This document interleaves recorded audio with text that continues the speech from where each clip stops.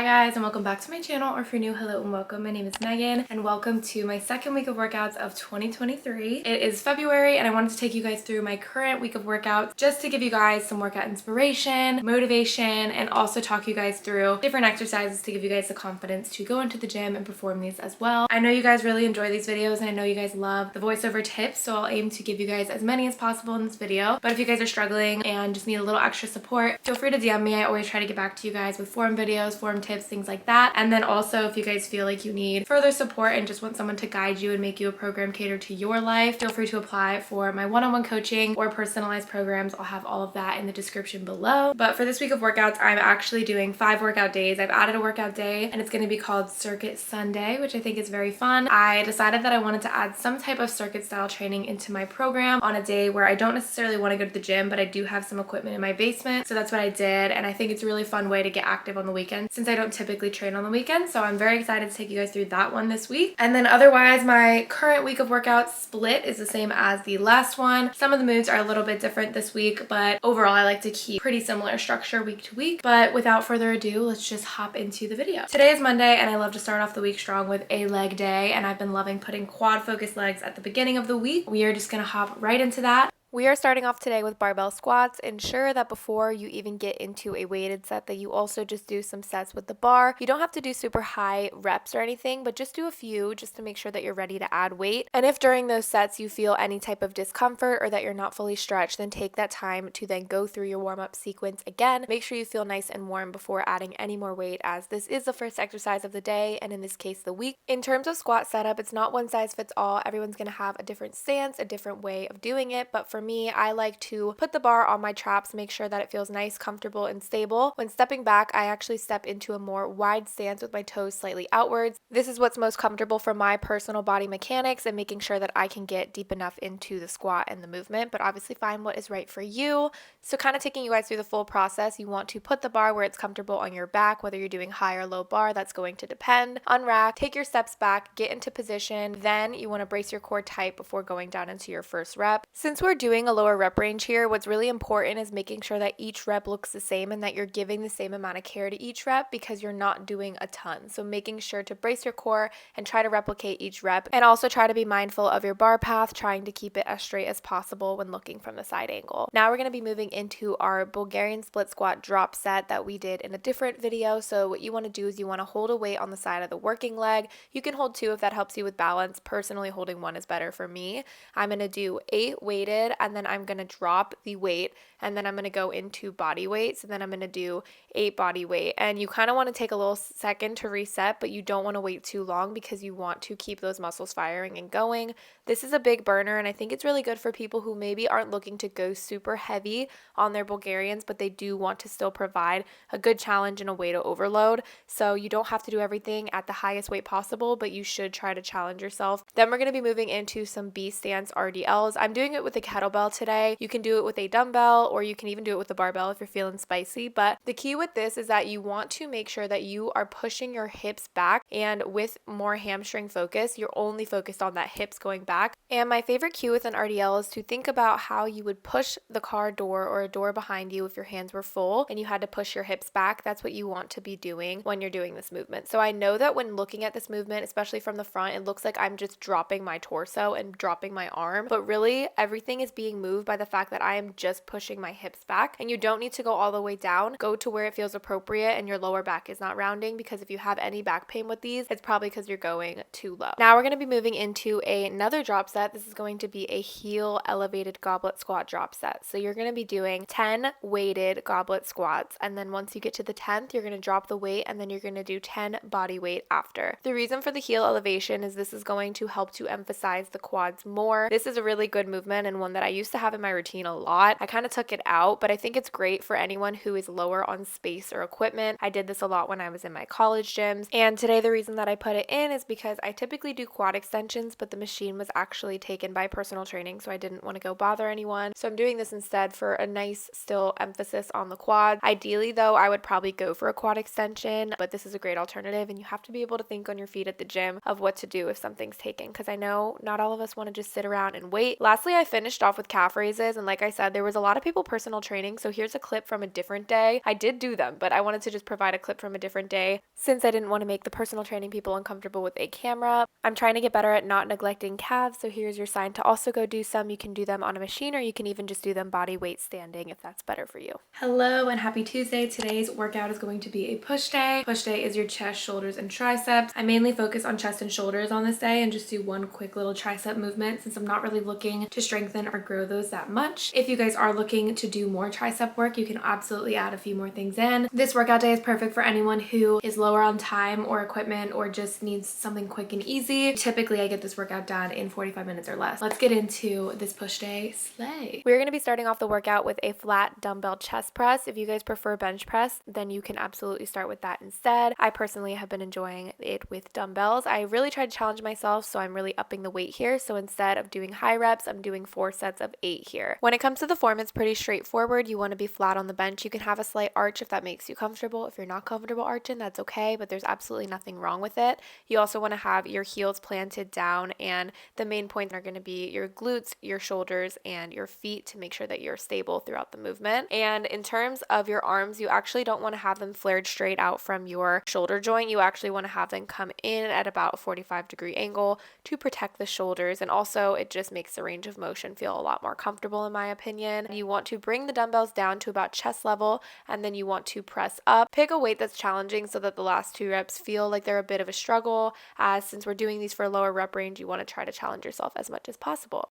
Then we're going to be moving into our second pressing movement. Again, I like to put the pressing movements at the beginning of the day, as these are going to be the ones we can load heavier and also the ones that we want to make sure we're the freshest for. We are going to be doing some shoulder press here with some dumbbells. I'm doing a 3x12, so I'm still using a little bit of lower weights that I can do for higher rep. These as well, you don't want to have your arms flaring straight out from where your shoulders are. You instead want to bring them in. I'm still retraining myself on how to do this because I used to flare my arms straight out. Now we're going to be moving into some chest flies. You guys can do these in so many different ways, so don't worry if you don't have this machine at your gym, but typically most gyms do. You can also do these on the cable machine, and you can also do these with light dumbbells laying flat on a bench. So don't feel limited in your options, but the key movement pattern with this is you want to allow your arms to come all the way out and then bring them together. And I like to think of this movement as if you're giving someone a hug. So you want to have your arms go all the way out and then embrace them together at the end of the movement here, and make sure you're really feeling that stretch on the way out. It's important to control this movement from start to finish. I like to do these at a higher rep range, but you guys can do whatever feels appropriate for the weight that you are using, but this is a great isolation for the chest. After this, we're going to move into our tricep movement of the day. Like I said, I only do one, but if you guys like to do more tricep, you can definitely add some things in. I'm doing the classic tricep push downs with the cable machine. So what you want to do here is make sure that you keep your elbow fixed to your side. As you can see, mine is right here,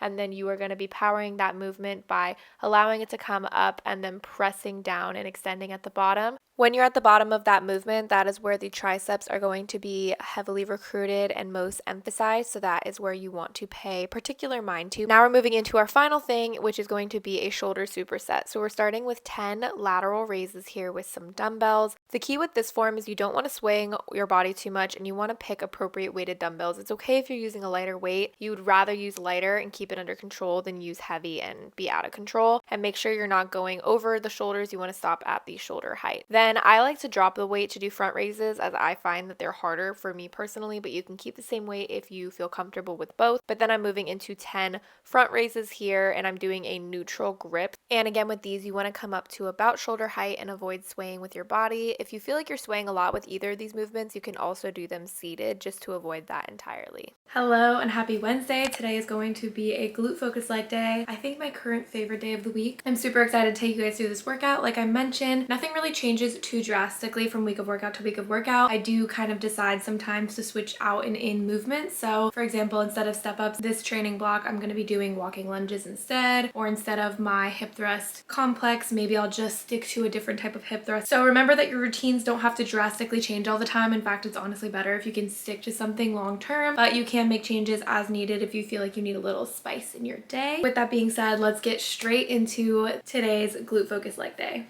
To start off, we're actually trying something new today. I tried out the hack squat machine. It took me probably 10 minutes staring at it to figure out how to use it. So don't feel bad if you don't know how to use something yet at your gym. Just take the time to try and learn it, or even ask somebody. And it's okay to look like a beginner even if you've been lifting for years. But I finally figured out how to use it, and it was really humbling and hard. I want to start implementing a squat even on my glute focused leg days just to keep that volume in. So that's why I'm doing this. And the machine itself weighed 135 pounds. So I didn't add any weight here, and I'm just kind of focusing on squatting down. This is nice. You don't have to worry about setting up for a barbell squat, and you don't have to focus as much on anything other than going up and down, but it's still very, very hard and challenging. I only did 4 sets of 8 of that, and then I'm moving into barbell glute biased RDLs. So here what you want to do is you want to bring the barbell up, and then you want to ensure that you have a about shoulder width apart stance, and ensuring that your toes are facing forward. You don't want them pointed out for this movement. Then as we're coming down, we're hinging back at the hips, and then we're also doing a slight bend at the knee, as you guys can see from this angle. The slight bend in the knee is going to help to recruit a little bit more of your glute muscles by giving a little bit more stretch to the glute muscles. And recently I've gotten a lot of questions on RDL form, and one of them is whether or not the barbell should touch the floor. It should not.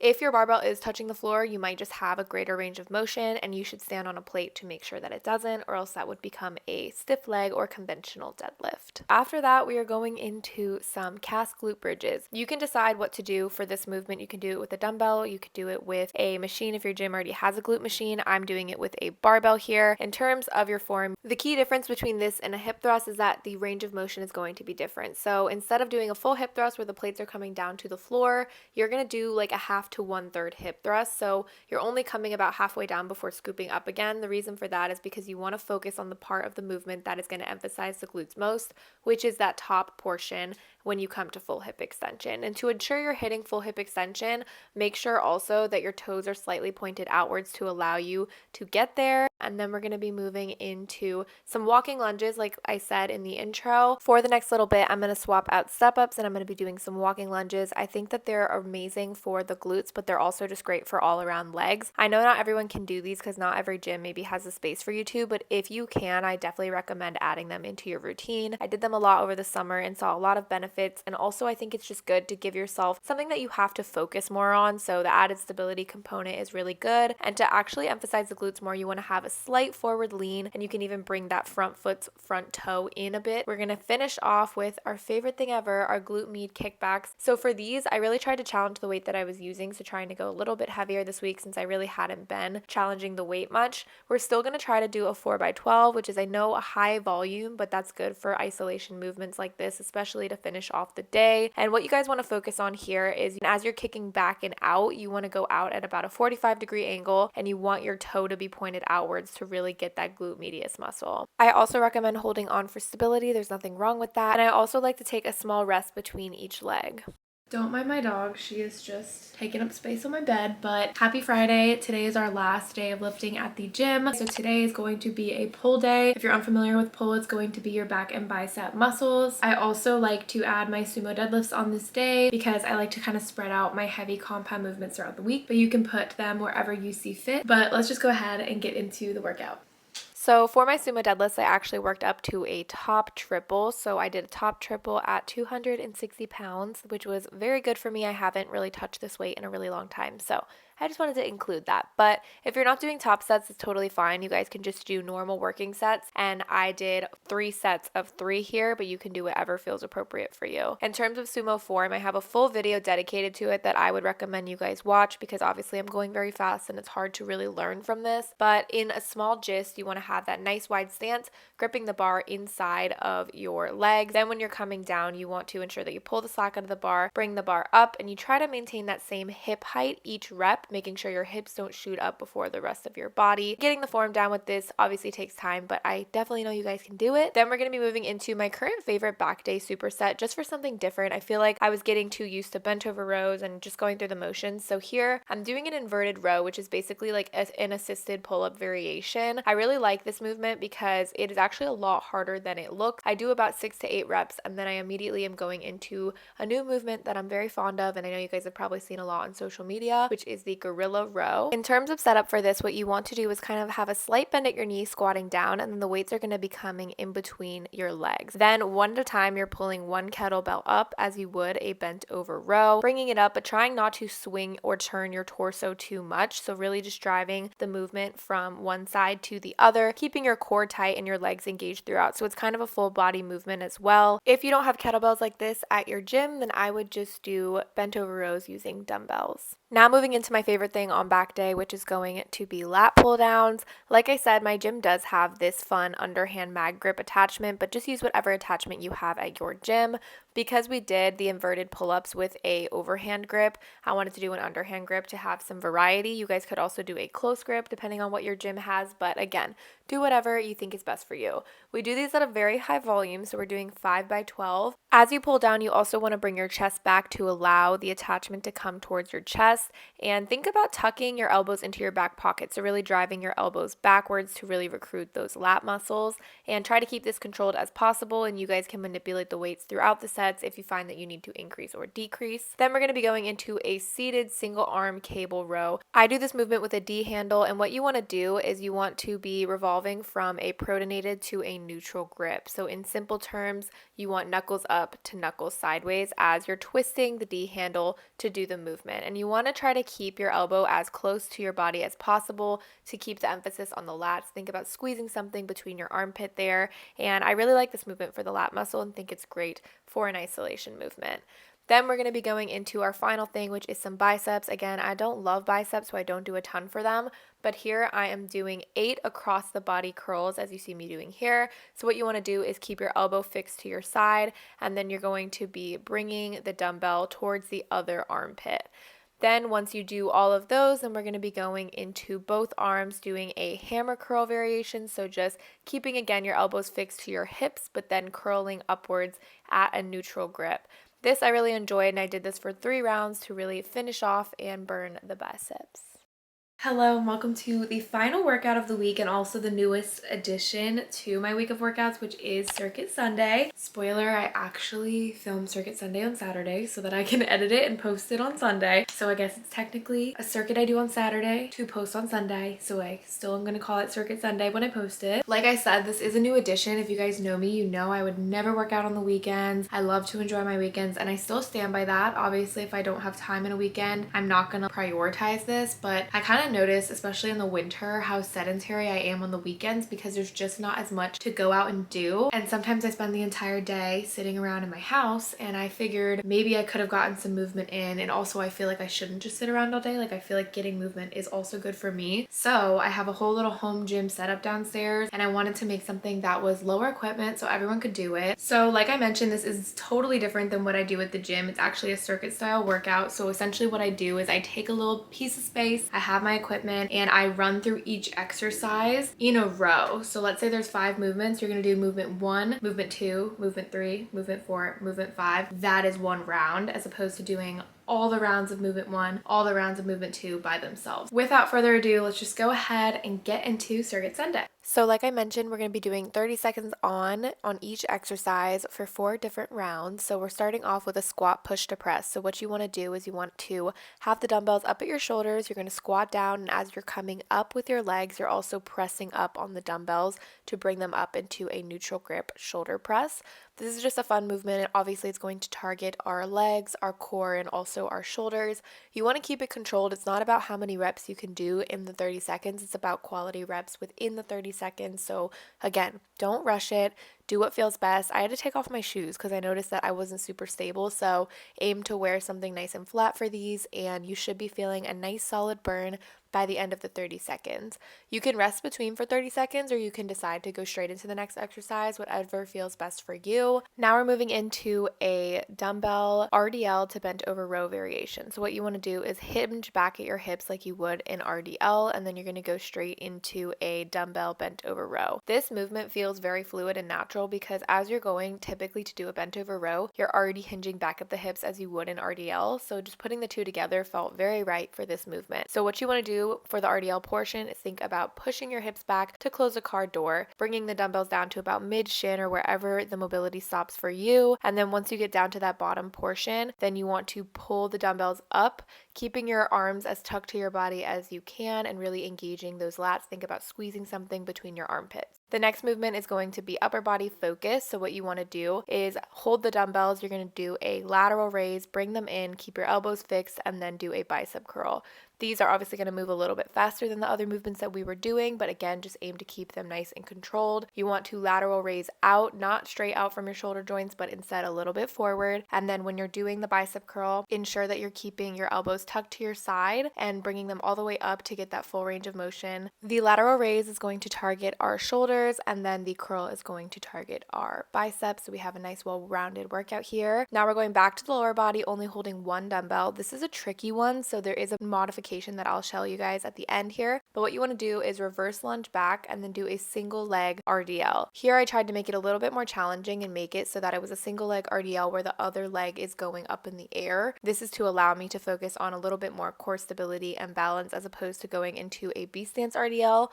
But I would say if you're struggling with this, the best modification to make is to instead do a reverse lunge, tap, and then do a B stance RDL. So you would align the other foot with the back heel of the working leg, and that's also going to be just fine. So don't stress it either way. If something doesn't feel comfortable, you want to do what feels best for you, and both are going to be great. The reverse lunge is going to target more quad, and then the RDL portion is obviously going to target more glute and hamstring muscles. Last but not least, we're going to finish off with farmer carry marches. Obviously, if you guys have a place where you can walk and do these, that could be great as well, but here we're just doing them in place. You want to keep your core braced throughout the entire exercise, as that is the entire point of it. Think about how you would brace your core for a squat, a deadlift, or if someone was going to punch you in the stomach. We're going to be holding a dumbbell up in the air, and with the unilateral exercises, or the ones where we're only doing one side at a time, since there are 4 rounds, you can dedicate 2 rounds to one side and 2 rounds to the other side. That is going to be it for today's video. I really hope you guys enjoyed it. I really enjoyed filming it for you guys, and I'm very excited to continue my streak of monthly week of workouts for you guys, so you guys can kind of see how my routine is changing month to month. Thank you guys so much for watching and supporting me always. Be sure to subscribe and follow me on Instagram, on TikTok. I'm posting everywhere. Love you guys, and I will see you guys in my next video. Bye.